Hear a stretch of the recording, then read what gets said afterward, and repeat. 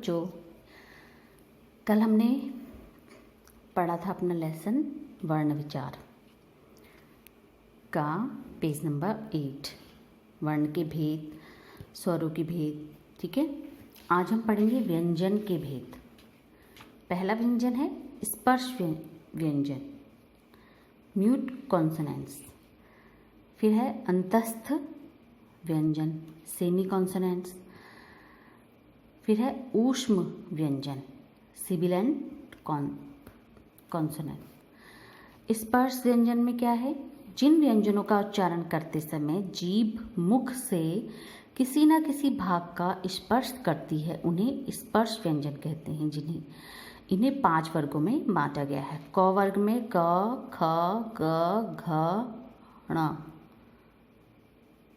तो एक ही स्पर्श में आ रहे हैं ये, क ख है ना, ग घ एक ही धुन में। च वर्ग है च, छ, ज, झ, ण, य, च, छ, ज, झ, य। फिर है ट वर्ग, ट, ठ, ड, ढ, ण। ठीक।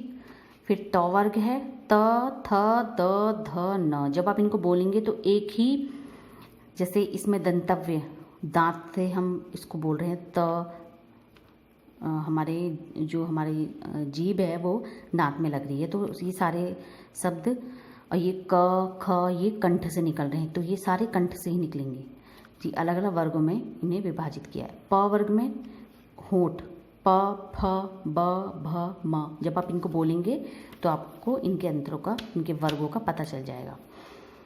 फिर है अंतस्थ व्यंजन। जिन व्यंजनों का उच्चारण करते समय जीभ मुख के किसी भाग को पूरी तरह स्पर्श नहीं करती उन्हें अंतस्थ व्यंजन कहते हैं। जैसे य, र, ल, व। पूरी तरीके से, मतलब थोड़ा बहुत स्पर्श होता है मगर पूरी तरीके से नहीं होता, तो उसको अंतस्थ व्यंजन कहते हैं। फिर है ऊष्म व्यंजन। जिन व्यंजनों के उच्चारण में ऊष्मा उत्पन्न होती है उनको ऊष्म व्यंजन कहते हैं। जैसे श, श, स, ह। ऊष्मा, ह मतलब हवा निकल रही है, जो ऊष्मा निकल रही है तो उसको ऊष्म व्यंजन कहते हैं। फिर है संयुक्त व्यंजन। 2 व्यंजनों से मिलकर बने व्यंजन को संयुक्त व्यंजन कहते हैं। जैसे अक्ष, क और श को मिलकर अक्ष बन रहा है, तो कौन सा शब्द बनेगा? पक्षी। क आ रहा है प, क, शी, पक्षी। क्यों, तो इसमें क्या आ रहा है? ज और यो, दोनों को मिलकर बन गया ज्ञ, ज्ञान। त्र, त और र, पत्र।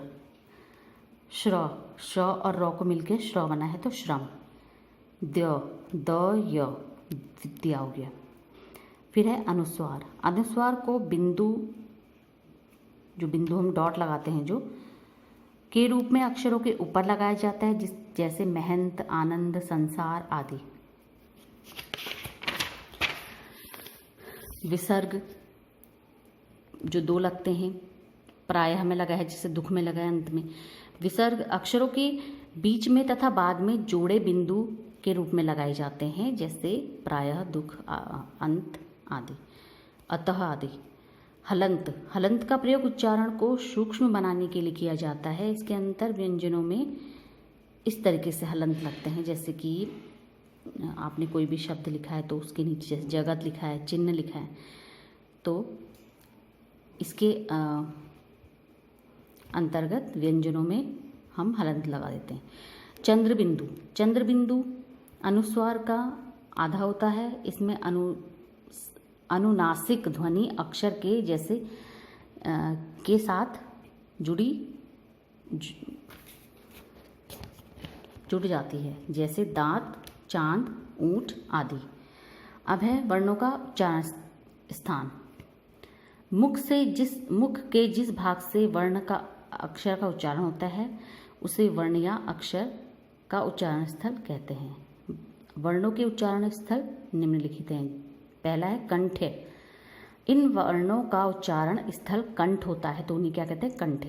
जैसे अ, आ, क, ख, ग, कंठ से जो आवाज़ निकल रही है, ठीक है। फिर है तालव्य।